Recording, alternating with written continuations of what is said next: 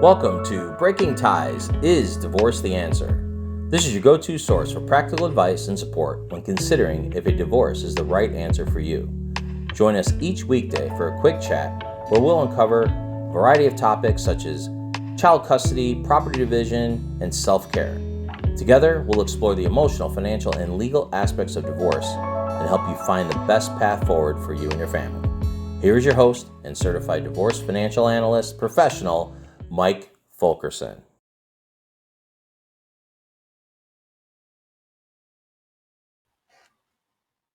Hi, and welcome back to Breaking Ties. Is Divorce the Answer? I'm your host, Mike Fulkerson, financial advisor and certified divorce financial analyst professional. And today's topic is really of practical concern, and that is the cost of divorce. Let's face it, finances are a big part of the equation when it comes to considering this life-altering decision. So, is getting a divorce expensive? Well, the short answer is it can be, and sometimes it's not. But let's break down the potential costs and how this is going to shake out. When we look at the cost of divorce, it really does vary widely depending on several factors. And we're going to start with the complexity of your case. Uncontested divorces with minimal assets and no children are generally much less expensive than, say, contested divorces with significant assets, child custody disputes, and spousal maintenance negotiations. Then there's attorney fees. Lawyer fees are a major expense, and hourly rates vary depending on the divorce lawyer's experience and location. Now, this should not dissuade you from actually hiring an attorney because they can be a valuable resource in helping you navigate the legal landscape. You do have some court costs in there. So there are things like, filing fees that are associated with initiating the divorce process and potentially additional costs for hearings and definitely if you go to trial. And you go to trial, speaking of go to trial, if you have expert fees, depending on the complexity of your case, you might need appraisals for property or financial assets or consultations with child custody evaluators. All these professionals would have additional fees of their own. While we can't entirely avoid the financial implications of divorce, there are some ways to potentially minimize the costs. And that is, let's start with mediation. Mediation is really where a neutral third party facilitates communication, and it can be a more cost-effective alternative to traditional litigation, especially in uncontested divorces. You got to do some research, educate yourself about the divorce process. With, having a basic understanding of legalities really can help you communicate more effectively with your lawyer, and that would potentially reduce the amount of time needed for their services and reduce your overall expense. Communicating openly. Now, open and honest communication with your ex-spouse is really important and can lead to quicker settlements and less need for lengthy legal battles. And of course, that is if your ex-spouse is willing to communicate openly as well. And then there's alternative dispute resolutions. And when we look at these options, it's beyond mediation. We're looking at collaborative divorce process, which, really involves lawyers working together with both spouses to reach solutions outside of court. Now, in this case, both parties have to be, really on good terms kind of thing, or at least willing to work together to get this resolved without going through the court process. So divorce can be expensive, but there are ways to manage the costs. While the financial aspect is important, don't let it overshadow the bigger picture, your long-term well-being and happiness. I want to thank you for joining me on this episode of Breaking Ties. Is Divorce the Answer? Should you have any questions on today's topic or other financial planning issues, just reach out to me. My information's over in the description. Divorce is not the end of your story. It is the start of your next great chapter. All the best.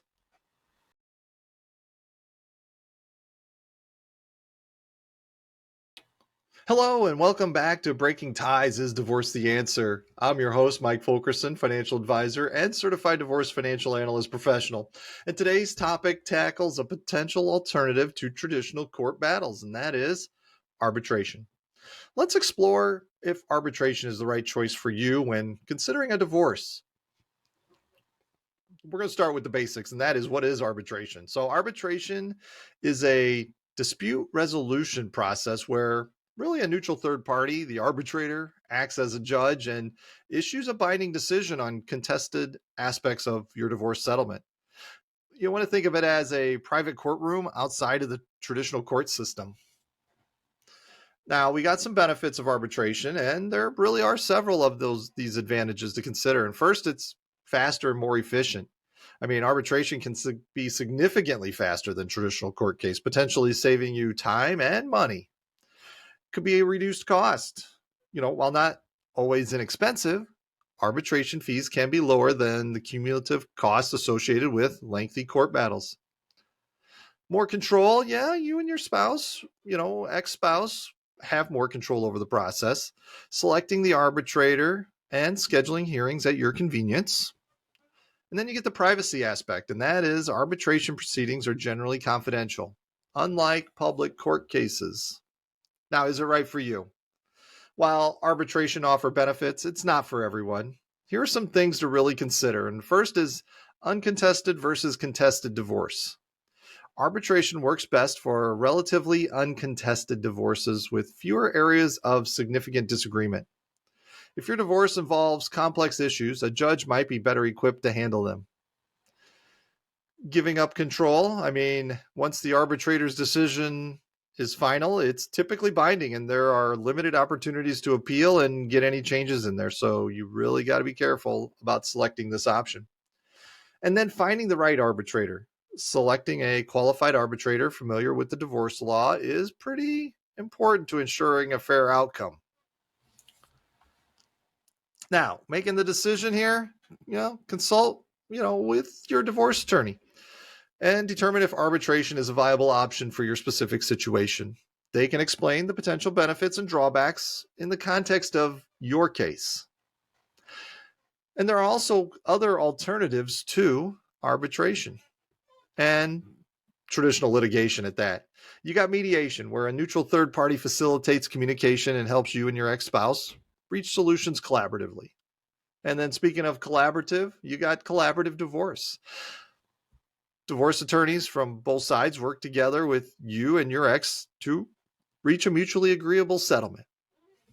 So arbitration can be a valuable tool for certain divorce cases, offering a faster, more private, and potentially less expensive alternative to court. However, you got to carefully consider the potential drawbacks and discuss all options with your divorce attorney before deciding if this is the right path for you. I want to thank you for joining me on this episode of Breaking Ties. Is Divorce the Answer? Should you have any questions, feel free to reach out. My contact information's in the description. Divorce is not the end of your story. It is the start of your next great chapter. Take care.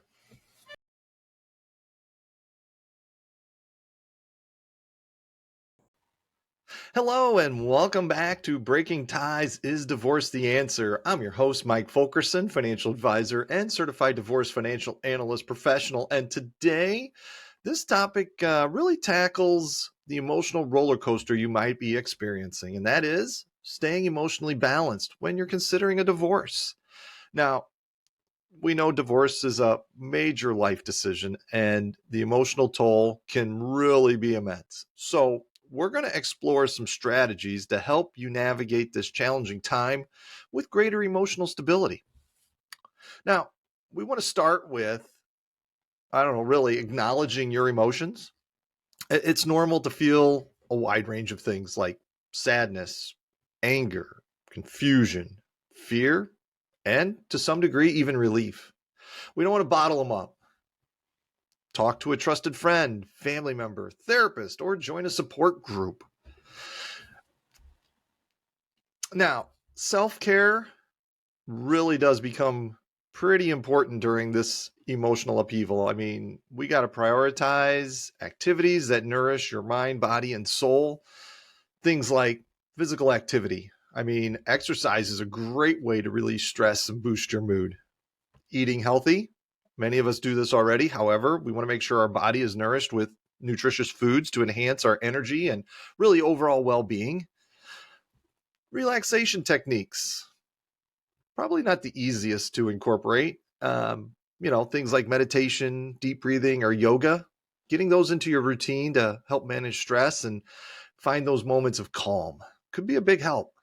And then there's quality sleep, which probably none of us get enough of. However, we want to aim for 7 to 8 hours of sleep each night.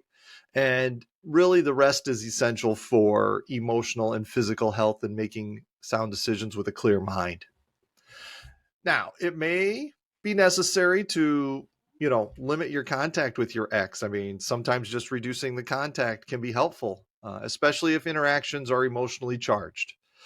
Focus on clear communication for essential matters related to finances or kids. Consider email or text for practical exchanges instead of phone calls. Now, we want to find healthy outlets for our emotions. And one of the things that comes to mind is like just journaling your thoughts and feelings. Really could be a good way to process your emotions. Creative pursuits also like painting, writing, or playing music. Another good choices for just healthy outlets. You really don't want to hesitate also if you can't find something to consider professional help. A therapist or counselor can be fantastic in helping you process your feelings and what's going on so that you can be in a good place. They're going to provide a safe space for you to explore those feelings, and they're going to share with you some coping mechanisms that you can develop and gain clarity on your path going forward. Might want to limit the social media consumption. So whether it's seeing happy couples online or constantly comparing your situation can really worsen feelings of loneliness or inadequacy. So consider taking a temporary break from social media so you can focus on your own well-being. And let's not forget that support system. I mean, surround yourself with positive, supportive people who can uplift you and validate your feelings. Lean on the loved ones who will listen without judgment and really offer encouragement to get you through this process. The future might feel uncertain, but we really want to focus on the present moment. Take things one day at a time. Avoid getting overwhelmed by the what ifs. So maintaining emotional balance during a divorce process, really is continuous. By acknowledging your feelings, prioritizing self-care, seeking support, and focusing on those healthy outlets, you'll be able to navigate the challenging time with greater strength and resilience. You're not alone. Many people have gone through this path before you, and many people will go down this path after you. I want to thank you for joining me on this episode of Breaking Ties. Is Divorce the Answer? Should you have any questions on today's topic or financial planning issues in general, I'm happy to help and assist. So reach me in my contact information in the description. Divorce is not the end of your story. It is the start of your next great chapter. Take care.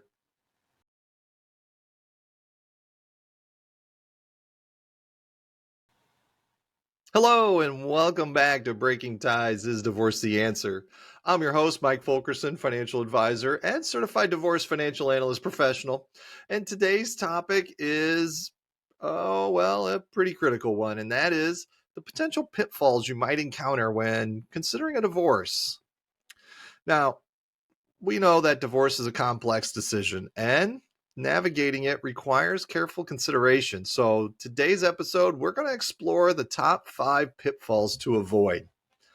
Start with number 1 here. Number 1 is rushing into divorce. Really, divorce should not be a hasty decision, and I think on many accounts it isn't. However, we want to exhaust all possible avenues for reconciliation before making this life-altering choice. Consider couples therapy, communication workshops, or temporary separation to gain some clarity on your feelings and really explore all options. Second pitfall is neglecting your legal rights. Don't underestimate the value of a good divorce attorney.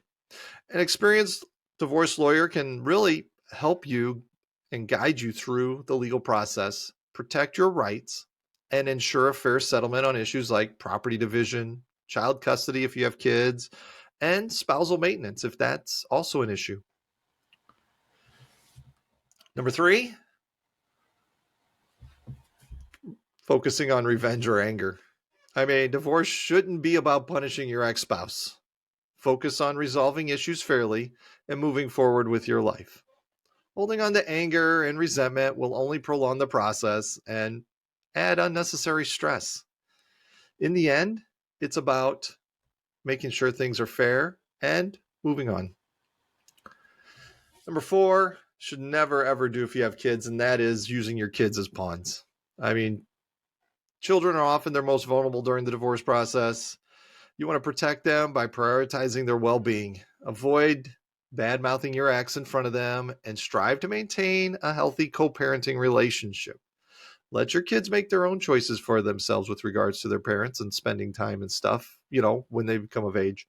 But in the end, don't use them as pawns.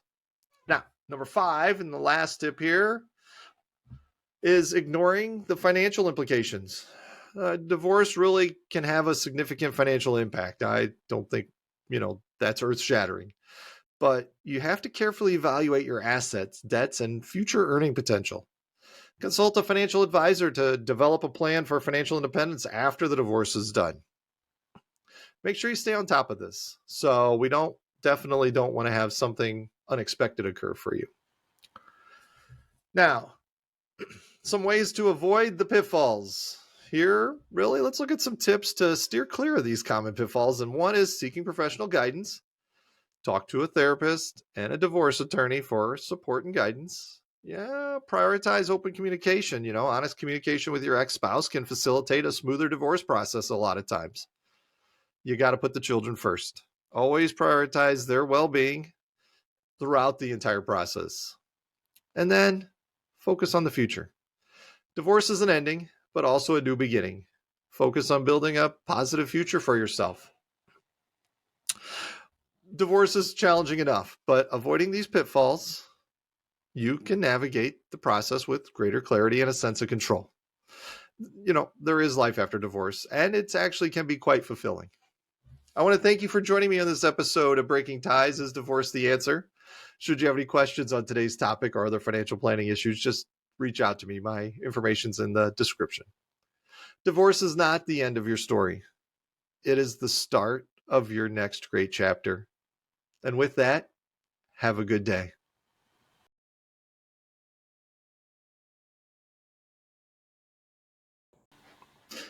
Hello, and welcome back to Breaking Ties. Is Divorce the Answer? I'm your host, Mike Fulkerson, financial advisor and certified divorce financial analyst professional.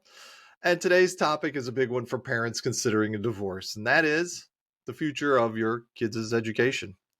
Where your kids go to school after a divorce can really be a major concern. So let's explore some factors to consider and navigate the decision with your children's well-being at the forefront.